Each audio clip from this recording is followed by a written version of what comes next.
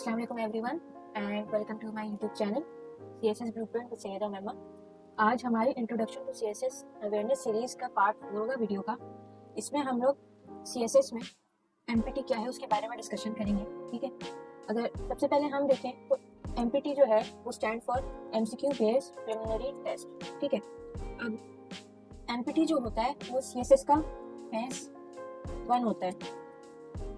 अब इसको आप CSS के मेन पेपर्स के एंट्रेंस टेस्ट समझ सकते हैं। ठीक है, तो इसकी एग्जांपल आप ऐसे ले सकते हैं जैसे यूनिवर्सिटी में जो दाखिले के लिए जो आपके पेपर्स लिए जाते हैं, एंट्रेंस टेस्ट लिए जाते हैं, उसी तरीके से जो MPT होता है वो CSS के जो रिटन एग्जाम्स होते हैं उसमें अपेयर होने का एंट्रेंस टेस्ट होता है। ठीक है, अच्छा जी, अब इसका अगर हम थोड़ा सा ओवरव्यू देखें यहाँ पे, तो जो CSS की जो एडवर्टाइजमेंट होती है वो यानी कि जो सालाना अगस्त के महीने में हर अखबार में दी जाती है। ठीक है, उसके बाद जो इसको एक्सपेक्ट किया जाता है कि कब ये इनको लिया जाएगा, कंडक्ट किया जाएगा, वो अक्टूबर के महीने में ये MPT होते हैं। अच्छा जी, सबसे इम्पोर्टेंट बात जो है CSS के रिटर्न में अपेयर होने के लिए इस MPT को क्लियर करना इसेंशियल होता है, ज़रूरी होता है, ये आपकी पहली रिक्वायरमेंट होती है।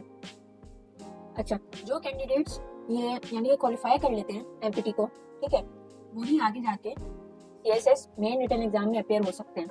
सही, अगर हम एलिजिबिलिटी क्राइटेरिया देखें तो सबसे पहले जो यहाँ पे आपका क्राइटेरिया वो ये है कि कोई भी एस्पायरेंट है जो अपेयर होना चाह रहा है CSS के लिए, उसके पास सबसे पहले बैचलर डिग्री होनी चाहिए। सही है, सेकंड डिवीजन के साथ। ये वही सेम बात है जो हमने अपनी लास्ट जो थर्ड वीडियो थी जिसमें हमने एलिजिबिलिटी क्राइटेरियाज देखी थी डिग्री के हवाले से, और दूसरे भी उसमें भी मेंशन किया गया था कि बैचलर डिग्री होना जरूरी है, वो भी सेकंड डिवीजन यानी कि C ग्रेड के साथ। अगर यहाँ पे ये क्राइटेरिया यानी कि टिक नहीं होता, सही है, ये क्रॉस हो जाता है, किसी एस्पायरेंट पे D आया है, ठीक है, ग्रेड, सही, तो उस सिनेरियो में हम क्या करें? उस सिनेरियो में ये होता है कि भाई आप करें जाके मास्टर्स। ठीक है, अगर आपने मास्टर्स किया हुआ हो या अगर आप 1.5 साल लगा के कर सकते हैं, ठीक है, तो मास्टर्स करें, उसमें आप C से अबव ग्रेड ले लें, सही, C से अबव ग्रेडिंग ले लें, अच्छी डिवीजन में पास होकर क्लियर हो जाए, तो यहाँ पे जो होता है आपकी ये क्राइटेरिया, फिर इसमें फिर लीनियंसी दे दी चली जाती है। तो ये सारी बातें ये वाली मैंने लास्ट वीडियो में बताई थी। अगर किसी से मिस आउट हो गई हो तो लास्ट वीडियो जाके इस सीरीज की पार्ट 3 देख लें, वहाँ पे सारा सब कुछ क्लियर हो जाएगा। ठीक है, अच्छा जी, एज लिमिट को फिर नज़र दौड़ाते हैं कि 21 से 32 ईयर्स ऑफ एज होती है। ठीक है, अपेयर होने की MPT में, सही, कोई कट ऑफ डेट बताई हुई है हर साल की December 31 होती है। ठीक है, वैसे इसका अगर हम जैसे कि देखें अक्टूबर में अपेयर हो रहे हैं, तो अक्टूबर में पेपर हो रहे हैं, तो जो कैंडिडेट होगा जब वो कट ऑफ डेट देख के बैठेगा तो उसे अंदाज़ा उसी वक्त होगा कि भाई कि वो हाँ कि एलिजिबल है कि नहीं है। तो सबसे पहले ये कट ऑफ डेट जो है इसको प्लीज़ चेक किया करें।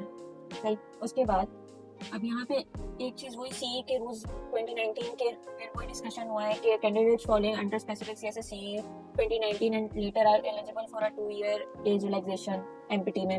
वही जो आपकी टोटल 6 कैटेगरीज आ जाती हैं, 6 ग्रुप्स होते हैं जिनको 2 साल का एज रिलैक्सेशन दिया जाता है। ठीक है, ये वही फिर बात है, ये मैंने अपनी लास्ट वीडियो नंबर 3 में उसका ये है कि व्हाट जो उसका टाइटल है वो ये है कि what is the eligibility criteria of CSS, उसमें मैंने ये सारी बातें ये और ये भी और इवन के कट ऑफ डेट की बात मैंने सारी वीडियो 3 में डिस्कस की है प्रॉपरली पूरी। ठीक है, तो ये जाके देख लेगा, वहाँ पे आपको इस हवाले से पूरा एक्सप्लेन मिल जाएगा। अच्छा जी, अब अगर हम सिलेबस और नंबर्स और इनकी तरफ थोड़ा मूव ऑन करते हैं, तो MPT का जो यानी कि पेपर होता है वो टोटल 200 क्वेश्चंस पे मुश्तमिल होता है। ठीक है, जिसमें आपको 2.5 घंटे का यानी कि सॉल्यूशन टाइम मिलता है। सही, अच्छा, टेस्ट टाइम होता है, आपके MCQs होते हैं, मल्टीपल क्वेश्चंस होते हैं। सही, इसमें सबसे बड़ी और पॉजिटिव बात ये होती है कि नेगेटिव मार्किंग नहीं होती। अच्छा, इसको अगर हम यहाँ साइड पे देखें तो इसके टोटल मार्क्स ऊपर मैंने बता दिया। अच्छा, पासिंग क्राइटेरिया जो होता है वो 66 मार्क्स आपने आउट ऑफ 200 लेने होते हैं, यानी 33%। सही, तो ये अचीव करना, ये जो मार्क्स का जो गोल है, ये अचीव करना इतना एज सच प्रॉब्लमेटिक नहीं होता अगर हम इसका सिलेबस देखें उस लिहाज से, क्योंकि अगर आप तकरीबन यानी कि टोटल जो आपके पास 5 पोर्शन है, ठीक है, इसमें से अगर आप 3 या 3.5 portion properly 3 to 3.5 portion properly तैयार करके चले जाए MPT में, तो आपकी स्कोरिंग काफ़ी अच्छी हो सकती है, 75 to 85 आराम से टच किया जा सकता है, ठीक है। अब जैसे कि जो लास्ट यानी कि 2025 के अटेम्प्ट के लिए जो लास्ट ईयर 2024 में जो एमपीटी आया था, वो इंतहाई अनएक्सपेक्टेड एमपीटी था, सही। उसमें सबसे पहले वो सेक्शन यानी कि हिट किए गए थे जहाँ से जो कैंडिडेट्स थे मेजर यानी कि मार्क्स गेन करते थे, जिसकी वजह से काफ़ी ज़्यादा लोगों को इवन के 66 मार्क्स हासिल करने में काफ़ी प्रॉब्लम फेस हुई थी। अच्छा जी, ज़रा हम अब एमपीटी के पार्ट्स देख लेते हैं, यानी कि सब्जेक्ट्स देख लेते हैं जिसके ऊपर वो मुश्तमिल है। सबसे पहले आपके पास आ जाता है इस्लामिक स्टडीज़। वही बात है मुस्लिम कैंडिडेट्स के लिए और नॉन मुस्लिम कैंडिडेट्स के लिए, आइदर वो इस्लामिक स्टडीज़ ऑप्ट करें या सिविक्स एंड एथिक्स ऑप्ट करें। ये 20 मार्क्स का सेक्शन होता है, ठीक है। उसके बाद उर्दू में आपके पास 3 पार्ट्स आ जाते हैं। उर्दू यूसेज के ग्रामर का जो यूसेज होता है सही, प्रॉपर ट्रांसलेशन, बेसिक नॉलेज से आज के जो जनरल नॉलेज होती है कि रेख्ता के मायने क्या होते हैं, उर्दू के ओरिजिन कहाँ से, इसके सब के सवाल होते हैं, ये भी 20 मार्क्स के होते हैं।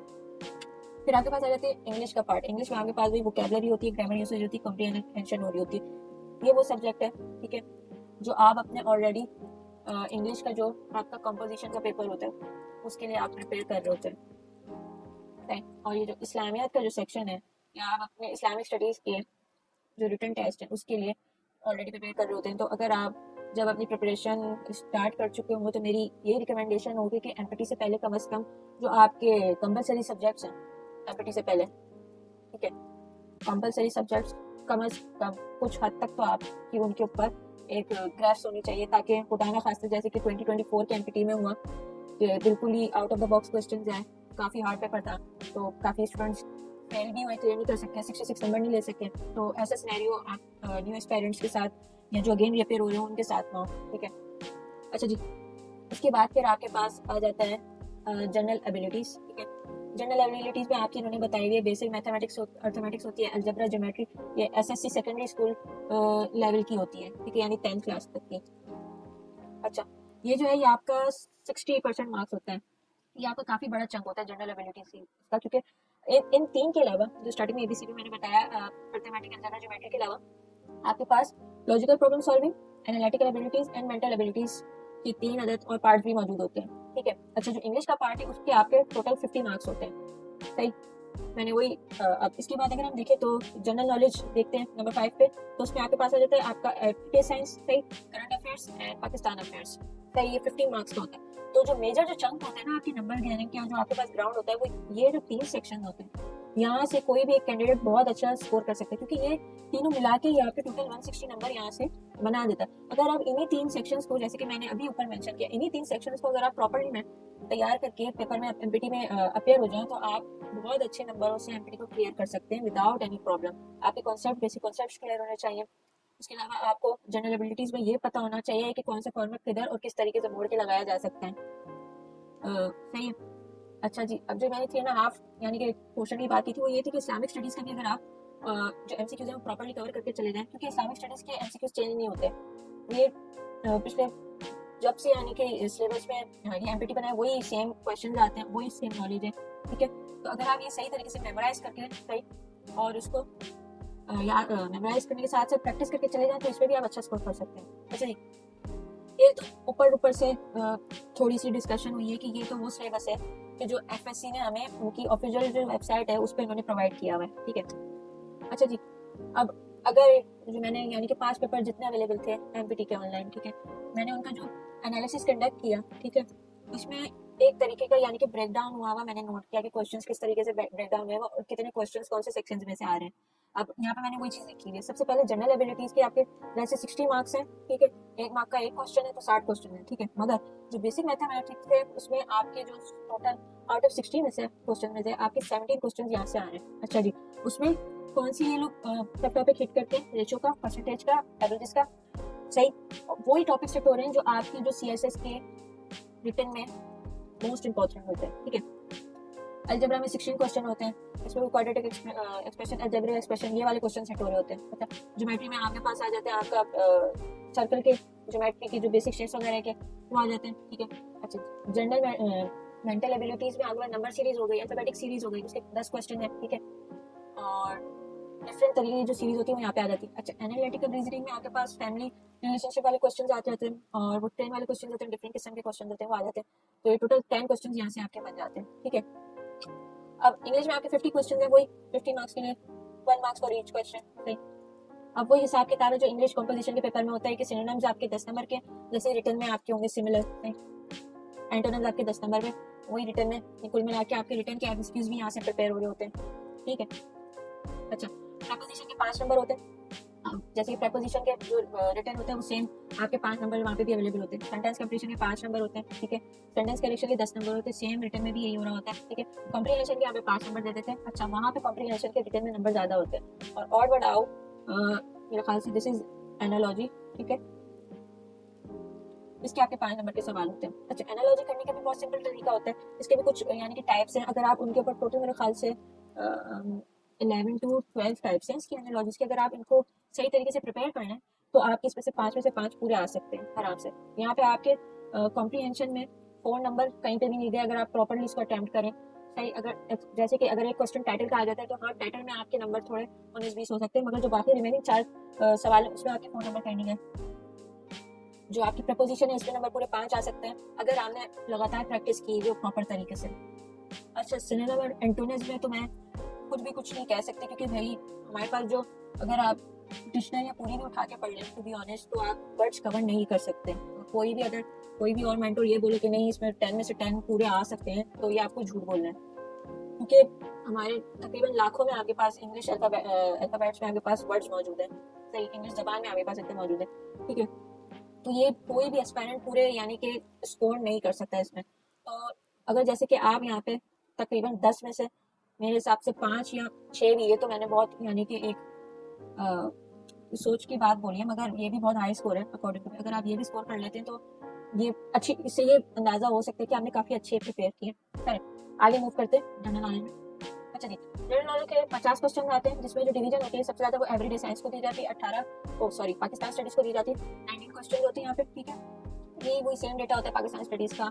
कोई भी आप एमसीक्यू की या एमपीटी की बुक ले लें, उसमें जो क्वेश्चन दिया हुआ उसको आप याद कर लें, मेमोराइज कर लें प्रॉपर तरीके से, या जब अपने नोट्स बनाए तो इंपॉर्टेंट डेट्स वगैरह से मेमोराइज कर लें। एवरीडे साइंस का भी सेम डेटा होता है, डेटा चेंज नहीं होता, तो ये भी 18 क्वेश्चन जो है वही आपका जो रिटर्न के एग्जाम के जो सिलेबस है उसको प्रॉपर तरीके से कवर कर लें, तो ये भी आपको कवर हो जाते हैं। Same goes for Pakistan studies. अच्छा, करंट अफेयर्स के लिए यहाँ पे आपको न्यूज़पेपर की जरूरत पड़ती है, ठीक है, क्योंकि यहाँ पे वो सारी हैपनिंग्स हो रही होती हैं, वो सारी हैपनिंग्स काउंट की जाती हैं, तो लास्ट 4 to 5 ईयर्स की होती हैं, ठीक है। तो इवन कि अगर आप इस साल की भी कवर कर लें तो आपके करंट अफेयर्स में कुछ हद तक चीज़ें यहाँ पे नंबर कवर हो जाती है, सही है। और उसके अलावा अगर आप रिटर्न का यानी कि सिलेबस कंप्लीट कर चुके हैं तो उसको गो थ्रू कर लें, तो अगर आपको किसी भी इशू का सही बैकग्राउंड पता होगा तो आप एनालिसिस करके सही और बाकायदा एमसीक्यूज को के जो ऑप्शन होते हैं उसको पढ़ के आप यहाँ पे आंसर्स आराम से दे सकते हैं, ठीक है। इस्लामिक स्टडीज के 20 क्वेश्चन होते हैं, मतलब उर्दू के 20 क्वेश्चन होते हैं। अच्छा, इनकी डिवीजन ऐसे होती है, उर्दू ग्रामर के 8 सवाल होते हैं, सही। तर्जुमे के 2 सवाल होते हैं, मुदरात के 10 सवाल होते हैं, प्लस यहाँ पे जो एक्स्ट्रा नॉलेज यानी कि जनरल नॉलेज समझ लें विद रिस्पेक्ट टू उर्दू, सही, ठीक है, रिस्पेक्ट टू उर्दू, उसके भी एक आध सवाल आ सकता है, ठीक है। वो फिर ये ऊपर नीचे नंबर यहाँ पे कर लेते हैं क्वेश्चन का, ठीक है। अच्छा जी, अब ये तो क्वेश्चंस की डिवीजन बताई थी। अब इसमें जैसे कि मैंने बात की जो सीएसएस एमपीटी 2025 का जो पेपर मैंने देखा जो अवेलेबल हुआ मॉर्निंग का, और उसके अलावा भी 5 मैंने सारे जितने पेपर्स थे 22 तक के, ठीक है, मैंने वो ऑब्जर्व किया, उनको एनालाइज किया। तो फिर इनमें जो मेन यानी कि सेक्शन है ना, उनके सब टॉपिक्स डिटेल्ड में मैंने निकाले, और ठीक है, और उस लिहाज से मैंने थोड़े आपको यानी बताने की कोशिश की कि भाई क्या क्या चीज़ों पे यहाँ पे आपने गौर करना है, जिसकी वजह से आपका एमपीटी अच्छे नंबर से क्लियर हो सकता है। या अगर खुदा ना खास्ता अगर आप एंड टाइम पे एक हफ्ते पहले भी प्रिपेयर कर रहे हैं तो कोई किसी इशू की वजह से तो इतना हो जाएगा कि आप 66 नंबर ले लें, ठीक है। असल में एमपीटी में बात यह है कि आप 200 में से अगर 199 ले आए या 66 ले आए, कोई फर्क नहीं पड़ता, क्योंकि दोनों ये नंबर वही काम कर रहे हैं। कौन सा काम कर रहे हैं? हमें एलिजिबल बनाने का, किस चीज के लिए? रिटर्न में बनाने, रिटर्न में अपेयर होने का। तो चाहे ये नंबर हो या ये नंबर हो, कोई फर्क नहीं पड़ता। और with respect to my own opinion, ये जो नंबर है ना, ये ज्यादा बेहतर है, सही है, क्योंकि एमपीटी एक बहुत ही बेसिक किस्म का एंट्रेंस टेस्ट है, सही है। इसको फर्स्ट ईयर सेकेंड ईयर के बच्चे क्लियर कर सकते हैं आराम से, सही। तो इस पे अगर आप ज़्यादा टाइम जैसे कि महीने लगा के टाइम ज़ाया कर रहे हैं तो ये तो गलत होगा। बनस्बत आप अपने जो आपके ऑप्शनल हो गए, आपके कंपलसरी हो गए, मैं कहता हूँ कंपलसरी पे आप ज़्यादा टाइम लगा लें तो एमपीटी आपका खुद ब खुद कवर हो जाएगा आराम से, ठीक है। चलें जी वापस आते हैं। अच्छा, इंग्लिश में सबसे पहले हमारे पास वोकेबलरी आ जाती है। यहाँ पे रिकमेंडेशन हमेशा ये हो कि जो ग्री के जो शॉर्ट लिस्टेड वर्ड्स होते हैं, ये 3500 वाली जो है, ठीक है, ये बैरन की, आप वो उसको गो थ्रू कर लें, ठीक है। उसके अलावा जो सिनोनिम एंटोनिम जो होते हैं वो एफपीएससी के जो पुराने टेस्ट होते हैं, ठीक है, एक सर इम्तियाज की बुक है, ठीक है, पुराने पेपर्स की, ठीक है, और जो होते हैं सैम्पल एमपीटी की, उसको गो थ्रू कर लें, ठीक है। वो उसमें भी आपकी मदद हो सकती है। उसके अलावा हाफिज करीम ताज चुगताई की बुक है एमपीटी की, वो भी आपकी यहाँ पे मदद कर सकती है, ठीक है। कोई वोकैबुलरी को कवर करने का कोई ऐसा कोई एक स्पेसिफिक सोर्स तो है नहीं। 10,000 के करीब सोर्सेज हैं, जिसमें आप फिजिबल महसूस करें वो आप सोर्स को यूज कर लें, ठीक है। ये तो वो सोर्स थे जो मैंने अपनी रिटर्न की प्रिपरेशन के लिए इस्तेमाल किए थे, ठीक है। अच्छा जी, ग्रामर यूसेज में क्या किस चीज़ के ऊपर आपकी हैंडलिंग होनी चाहिए? टेंसेस करेक्शन, सबसे पहले पार्ट्स ऑफ स्पीच आपकी पूरी तरीके से आपको आनी चाहिए। नाउन से लेकर आपकी कंजक्शन तक आपको एक एक चीज़ उसका एक एक यानी कि रूल्स और रेगुलेशन का पता होना चाहिए, ठीक है। वही रूल्स ऑफ ग्रामर, वही बात सेम, ठीक है। उसके अलावा आपके पास कंडीशनल सेंटेंसेस और उसकी टाइप्स के बारे में आपको पता होना चाहिए, और kind of sentence structure, right, जितने भी आपके पास मौजूद है, ठीक है। ये बेसिक रिक्वायरमेंट होती है एमपीटी की, क्या इंग्लिश के रिटर्न में अपेयर होने की, कि इसके ऊपर एक एस्पायरेंट की ग्रिप होनी चाहिए, ठीक है। अच्छा जी, कॉम्प्रीहेंशन वही सिमिलर जो पेपर में आनी होती है उसी तरीके कॉम्प्रीहेंशन होती है, बट ये थोड़ी इनको कंसाइज कर दिया जाता है, इनको सिर्फ एमसीक्यूज की तरह बना के पेश किया जाता है, ठीक है। वन लाइन मोड आंसर होता है, सिर्फ एक सिंपल टिक एंड यस करना होता है, तो इसमें ऐसा इतनी कोई प्रॉब्लम नहीं होती। अगर इसकी आप प्रैक्टिस करना चाह रहे हो, वही जो मैंने आपको सर इम्तियाज की बुक रिकमेंड की है, ठीक है, आप वो यूज कर सकते हैं। अच्छा जी, इसके बाद अगर हम नीचे जाएं तो एवरीडे साइंस में हमारे पास आ जाता है ब्रांचेस ऑफ साइंस, वही इन्वेंशंस, डिस्कवरीज और इंस्ट्रूमेंट अपैरेटस, वही वही सप्लीमेंट्री वन लाइनर जो होते हैं एफपीएससी पीपीएससी के पास पेपर्स के, आप वो ले लें। जेडब्ल्यूटी के आते हैं वन लाइनर्स, आपके पास इल्मी के आते हैं, किसी भी एक को ऑप्ट करके उसको सही तरीके से आप स्टडी कर लें, ठीक है। फिर वही फिजिकल वर्ल्ड ज्योग्राफी के, ठीक है, टॉपिक्स आते हैं।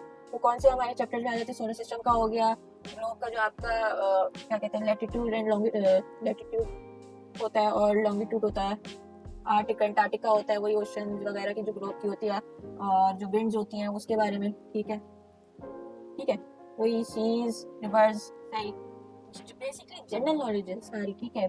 जितना आप देखे पढ़ते चले जाए, cities on the banks of rivers, वही, फिर lakes on the globe, desert in the world, सही, structure and composition of earth, ये तो जनरल साइंस का भी आपका चैप्टर में है, ठीक है। उसके बाद एनवायरमेंटल साइंस जिन लोगों ने ऑप्ट किया हुआ है उसमें भी ये सेक्शन कवर होता है, ठीक है। तो ये आपको बहुत अच्छे तरीके से अगर आप कवर करें तो ये आपको बहुत आराम से क्लियर हो जाता है, क्योंकि ये वही रेपिटेटिव डेटा है, ये चेंज नहीं होता। अच्छा जी, फिर आपके पास करंट अफेयर्स आ जाते हैं। ये जो पोर्शन है ना, ये फॉरएवर अपडेट होने वाला पोर्शन है, इसके ऊपर ग्रिप हासिल करना बहुत जरूरी होता है, ठीक है। अच्छा, इसमें हमारे पास जो टॉपिक टैकल किए जाते हैं नेशनल इंटरनेशनल करंट अफेयर्स, सही हुई लास्ट ईयर के मैक्सिमम 5 ईयर्स के, ठीक है।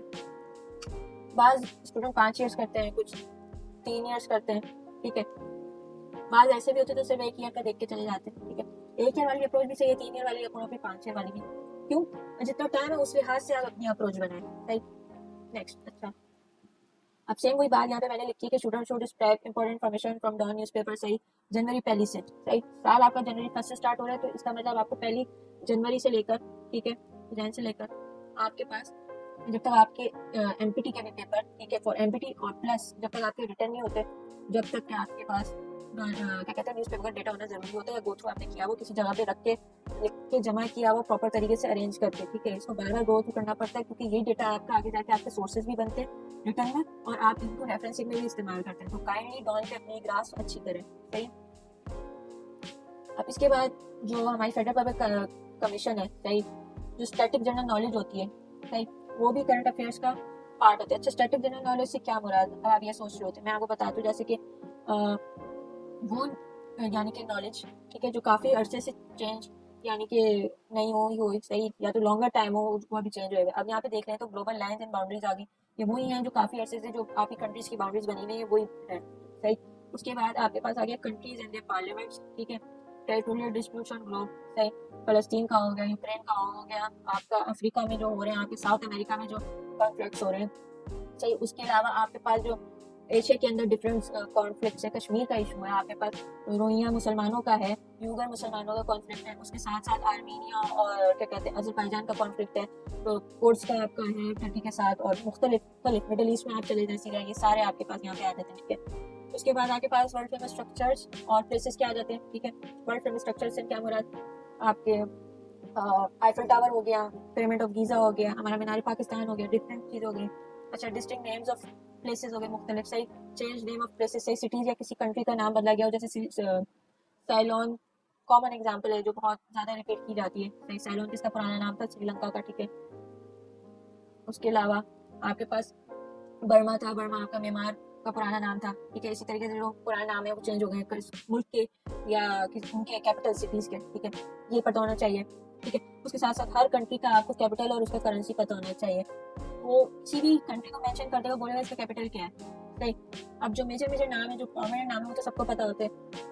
अब जैसे कि एग्जामिनर ने पूछ लिया युगांडा है, सही, युगांडा एक कंट्री कहाँ सिचुएटेड है, सही, ये सवाल पूछ लिया, सही। अब आपके जहन गुमान में भी नहीं होगा कि भाई युगांडा कौन सा शहर है, तो यहाँ पे कंट्री, सॉरी, यहाँ पे आपके वो मैप, जो वर्ल्ड मैप है, ठीक है, वर्ल्ड का, उसके ऊपर ग्राफ्स होना बहुत जरूरी है, सही, क्योंकि जब आपको बॉर्डर्स लाइनें सब चीजें पता होंगी कैपिटल तरीके से, तो ये जो चीज है ना मैप की, ये आपको ये जो कॉन्फ्लिक्ट्स हैं इनको समझने में मदद करेगी, हर चीज के समझने में मदद करेगी, ठीक है। ग्लोबल लाइंस और बाउंड्रीज को समझने में मदद करेगी। उसके साथ साथ जो सिटीज के नाम वगैरह यानी चेंजेस क्यों है वो भी चीजें समझने में मदद करेगी। अच्छा जी, नेक्स्ट हमारे पास आ गया वर्ल्ड ऑर्गेनाइजेशन की, सही, यूएन की आपकी जो है उसकी एजेंसी के मुताबिक जितनी भी जनरल नॉलेज है, सही जी के, वो पता होनी चाहिए कि कब बनी, ठीक है, हेडक्वार्टर किधर है, कितनी कंट्रीज इंक्लूडेड है, क्या क्या चीजें, सही।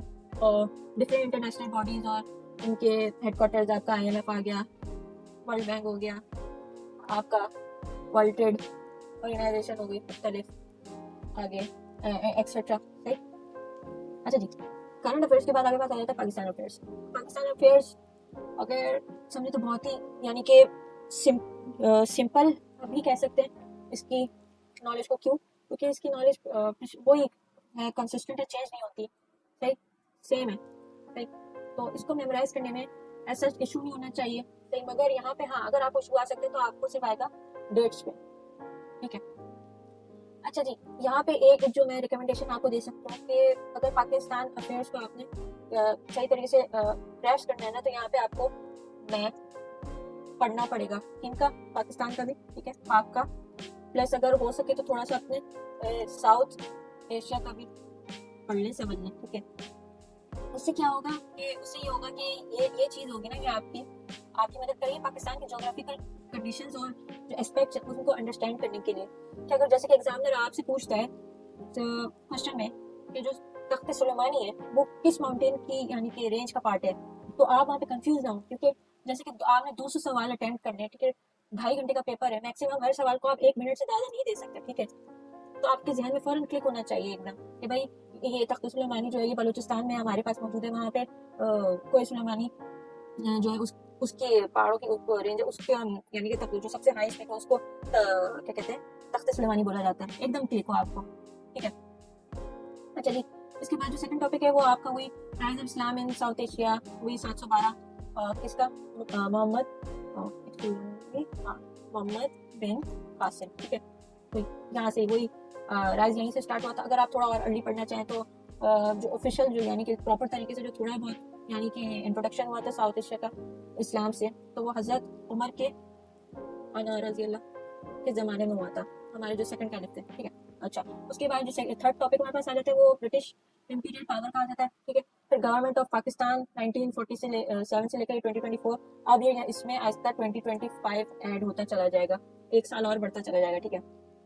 वही after partition creation of Pakistan, सही। फिर कंटेम्प्रेरी गवर्नमेंट जितनी थी पाकिस्तान की, फिर गवर्नमेंट का स्ट्रक्चर क्या है पाकिस्तान का, कंपैरिजन ऑफ पाकिस्तान के कॉन्स्टिट्यूशन जो 3 है आपके पास, जो मेजर अमेंडमेंट्स जो होती हैं, जो मेजर आपका अभी जो कंटिन्यूअस चल रहा है 1973 का कॉन्स्टिट्यूशन, उसमें जो अब तक जितनी भी यानी कि अमेंडमेंट्स हुई हैं उसके बारे में पता होना चाहिए। अच्छा जी, यहाँ पे ये बुक्स एंड देयर ऑथर्स ये आप करें, कलेक्ट करें, सही, पास पेपर से कलेक्ट करें अपने रिटर्न जो है, एमपीटी हो गई, या उसके अलावा जो आपका रिटर्न का होता है, ठीक है, उनके पास पेपर्स को जरूर गो थ्रू करके जाइएगा, सही हेल्प करते हैं एमपीटी में, ठीक है, अगर आप बुक्स ना खरीदें तो। अच्छा जी, इस्लामिक स्टडीज में आपके पास इस्लाम की हिस्ट्री जो है वो पुरानी, यानी कि कब से, रसूलुल्लाह के ज़माने से लेकर, सही, और उसके बाद फिर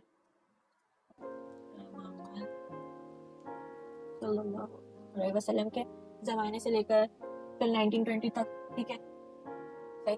अब फिर इसके बाद आपके पास जो और चीज़ें पूछी जा सकती है मिसलेनियस, वो ये है कि फैमिली ऑफ रसूलुल्लाह सल्लल्लाहु अलैहि वसल्लम, list of themes of Quranic chapters, सही, टोटल कितने हैं, 114 आपके पास सूरतें हैं, तो उन हर सूरतों के पीछे क्या थीम है, सही है।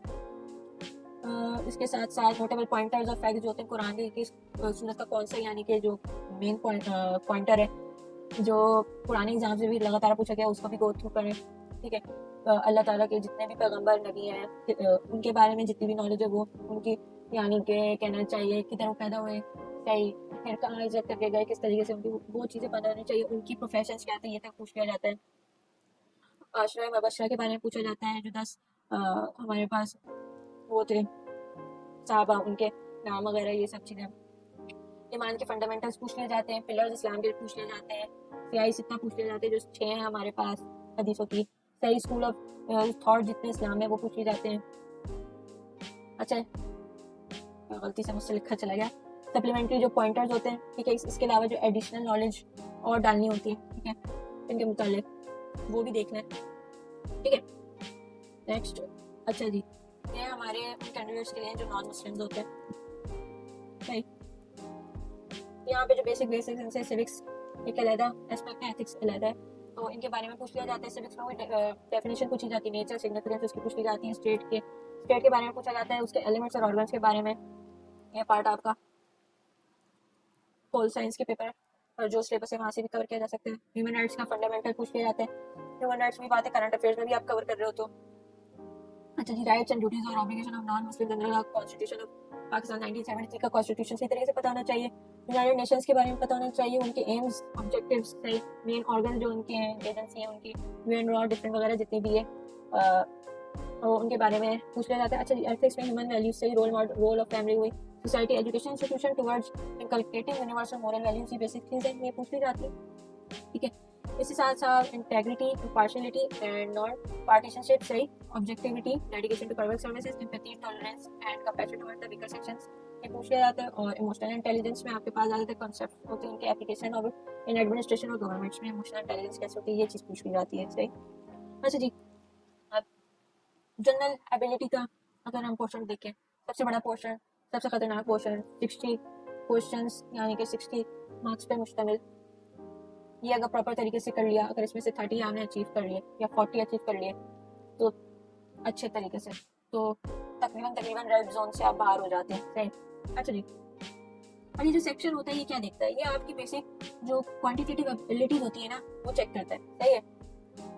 और ये किस की बेसिस पे ये सेक्शन डेवलप किया जाता है, यहाँ पे अगर हम देखें तो average, arithmetic mean, mode, medium, range, ये स्टैटिक्स में लोग पढ़ते हैं, ये इवन के जिन्होंने यूनिवर्सिटी लेवल पे भी पढ़ाया जाता है, ठीक है, बिजनेस एडमिनिस्ट्रेशन वालों को भी, और डिफरेंट जो होते हैं अकाउंट्स वालों वगैरह, इन सबको पढ़ाया जाता है। मगर उसके अलावा ये जो यहाँ पे कहा है परसेंटेज का formula, profit, loss, discount, gain, वही बेसिक परसेंटेज की नॉलेज होती है, तो उससे आप आके इन चीज़ों को भी ग्रैस्प आसानी से कर लेते हैं, ठीक है। ये वही 10th लेवल का है सारा, ठीक है।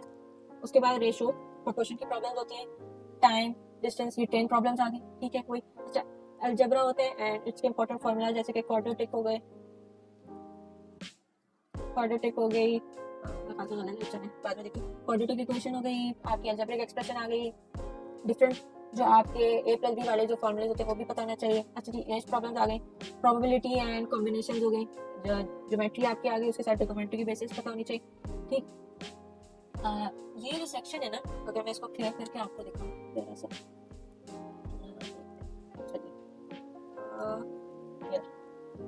गॉट इट,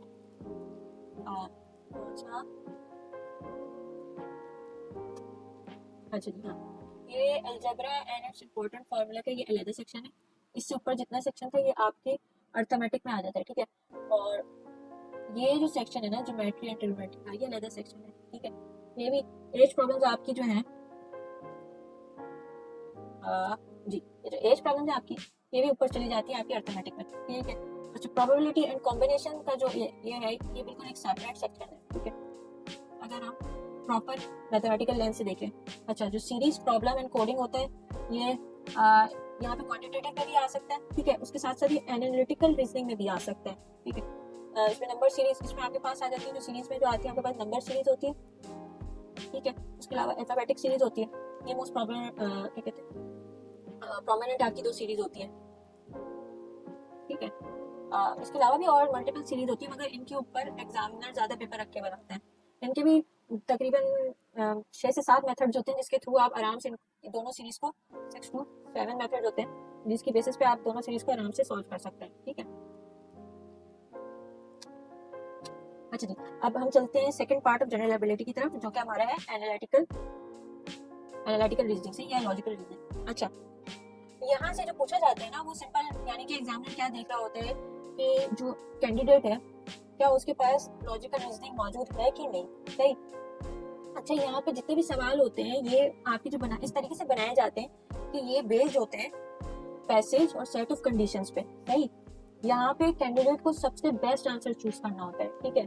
अच्छा, अब इन्होंने मेथड बता दी मैंने, सही है कि यहाँ पे टोटल फर्दर आपके पास टोटल 1 2 3 4 7 आपके पास आ जाते हैं, सही है।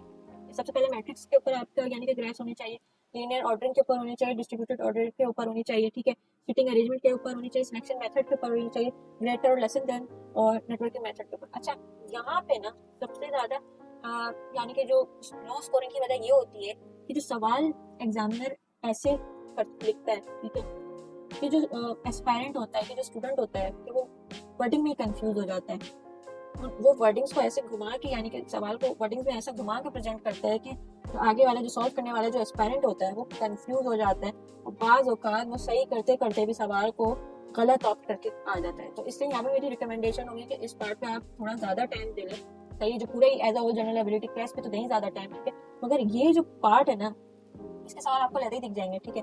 इन पे थोड़ा आप ज्यादा ही टाइम दे लें, 2 मिनट 3 मिनट दे दें, मगर इनको जरा गौर से सॉल्व करें, वर्ड्स जो है ना उनके जो छुपे हुए जो मीनिंग है उनको समझने की कोशिश करें सबसे ज्यादा, सही। अगर यहाँ पे आपका 60 में से इस पूरे सेक्शन में से आराम से 40 बन गया, 45 स्कोर बन रहा है, तो आप बाकी सेक्शंस आपके पीछे कितने बचे, 4 आपके पीछे बचे, ठीक है। उनमें से सॉल्व करना यानी कि नंबर निकालना रिमेनिंग, सही। अगर 45 है तो 20 नंबर निकालना, तो क्या कहते हैं 26 नंबर निकालना, तो 40 आ रहे ना। अगर तो बैक के बाद 26 नंबर बचे से, क्योंकि 66 आपको चाहिए, तो 66 नंबर निकालना तो कोई प्रॉब्लम नहीं होगी, बिल्कुल आसानी से आपके पास आ जाएंगे, सही। या अगर आपने 45 नंबर ले लिए तो बैक के बाद 21 बचे, तो 21 नंबर तो आप तुक्के में भी निकाल सकते हैं थ्योरी में, सही। बट आई वोंट रिकमेंड तुक्का, ठीक है, तुक्के की तरफ ना जाए, ज्यादा बेहतर है कॉन्सेप्ट्स को बिल्ड करें सही तरीके से, प्रॉपर तरीके से, जहां तक हो सके अपने कॉन्सेप्ट्स के थ्रू पेपर सॉल्व करें। और जब अनफॉर्चुनेटली अगर कोई ऐसा स्टेज है कि आपको लग रहा है कि नहीं हो रहा, तो फिर अच्छा ऑफ फॉर द तुक्का मेथड, सही है। अच्छा जी, अब लास्ट में हमारे पास आ जाता है उर्दू का सेक्शन। अच्छा, इसमें जो मेन यानी कि जो ग्राफ्स होनी चाहिए वो आपके एमएनयू जुमले की बनावट के बारे में एक एस्पायरेंट को पता होना चाहिए, सही। मेजरली जो यानी कि मोस्ट केसेस में यही होता है कि एस्पायरेंट टोटली इस सेक्शन को टच नहीं करते बिल्कुल भी, सही। वो ऑप्ट आउट कर देते हैं, छोड़ देते हैं इस 20 नंबर को पूरा, या तो इसमें कोई तुक्के लगा के आते हैं, सही, चांस गेम ऑफ चांस करके आते हैं, सही, खत्म। अच्छा, जो इसके सब टॉपिक हमें कवर करने होते हैं वो ये होते हैं इकसाम कलमा, सही, तरकीबी फ़ाइल, ज़माने, वाहिद जमा, जुमले की साख, अल्फाज के जोड़े, मुज़क्कर व मुअन्नस, सही। अल्फाज मुतरादिफ भी होता है, मुख्तलिफ मुतरादिफ, और अल्फाज मुतदाद भी यहाँ पे आ जाते हैं, ठीक है। चलिए जी, ये तो मैंने आपको इन डेप्थ सारी चीज़ें एक्सप्लेन कर दी, सही। सबसे एंड पे मैंने आपको जो बताया वो यही बताया, ठीक है। ये जो है ये सब ये यानी कि इन सेक्शंस के ये मेन टॉपिक्स थे ब्लू में से, ये फिर उनके नीचे मैंने सब टॉपिक सारे डिटेल में आपको बता दिए कि ये कवर होना चाहिए एमपीटी को टैकल करने के लिए, सही है। फिर उससे पहले मैंने आपको क्वेश्चंस बता दिए कि कितने क्वेश्चन किस सेक्शन में आते हैं और कितने मार्क्स किस अलॉट होते हैं, कितने हर सेक्शन को, ठीक है। और ये जो था ये तो एफपीएससी का प्रोवाइडेड एक सिंपल सा बिल्कुल मासूमाना किस्म का सिलेबस था, ठीक है। फिर जब बाद में जब जो एस्पायरेंट खोल के पढ़ना शुरू करते हैं तो उन्हें अंदाजा होता है कि नहीं सिर्फ यही नहीं है, कहानी बहुत आगे बहुत ज़्यादा खतरनाक है, ठीक है। अच्छा जी, और उसके अलावा कोई एलिजिबिलिटी क्राइटेरिया पे ज़रा सी बात हुई, क्योंकि लास्ट जो वीडियो थी उसमें मैंने डिस्कस कर दी थी सारी चीज़ें। जो मैंने एलिजिबिलिटी क्राइटेरिया बताया था वो आपका एमपीटी के लिए भी सेम ही था और आपके रिटर्न एग्जामिनेशन के लिए भी सेम था। बस जो रिटर्न के लिए एक शर्त आ जाती है कि एमपीटी क्लियर होना चाहिए, ठीक है। उसके साथ साथ बेसिक ओवरव्यू मैंने बता दिया कि कब होता है एमपीटी की एडवर्टाइजमेंट, कब आती है, अगस्त में आती है, ठीक है, और अक्टूबर में हेल्ड होते हैं। सही, एक्सपेक्टेड तो ये होता है अक्टूबर में हो जाते हैं, मगर जैसे कि लास्ट 2024 में देखा गया है कि पूरा एक मंथ बैक यानी पुश हुआ, नवंबर में हुए, ठीक है, 17 को। तो बाद वक्त ऐसा भी हो जाता है, मगर जल्दी तो फुल जल्दी नहीं होते, ठीक है।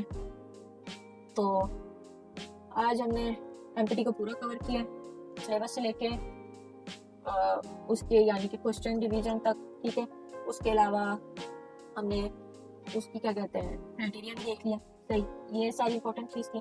और ये जो सिलेबस जो इंटैक्ट मैंने नीचे बताया उसको अगर आप करके पेपर में अपेयर हो जाए, ठीक है, या तो सिर्फ अगर आप अपने जो है कंपल्सरीज ही प्रॉपरली तरीके से, सही, एमपीटी से पहले कर लें कवर पूरे, सही है, अच्छी ग्राफ बना लें उनके ऊपर एक, सही, तो आपका एमपीटी बगैर किसी प्रिपरेशन के बिल्कुल क्लियर होगा। सही, अगर किसी को ज़्यादा डर लग रहा है, सही, तो वो ये सही, मेरी तो यही रिकमेंडेशन होगी कि ये करने से साथ साथ प्लस जो रिटर्न के जो है आपके सीएसएस के पास के जो एमसीक्यूज है कंपल्सरीज के तकरीबन 20 साल के, सही, वो अगर करके भी चले जाएं, सही, ये और ये, it will be more than enough, सही, अच्छा स्कोर आ जाएगा। क्योंकि at the end of the day हमें पासिंग नंबर सिर्फ 66 मार्क्स चाहिए, हमें सिर्फ क्लियर करना है, ठीक है। एमपीटी में कोई पोजीशन वगैरह लाने से कोई फर्क नहीं पड़ता, आपको सिर्फ एलिजिबल होना होता है किसके लिए, रिटर्न एग्जामिनेशन के लिए। रिटर्न आपका मेन जिन है जिसको आपने टैकल करके इंशाल्लाह ताला इंटरव्यू में अपेयर होना, इंटरव्यू क्लियर करके अपने आप को एलोकेट करवाना है, सही है।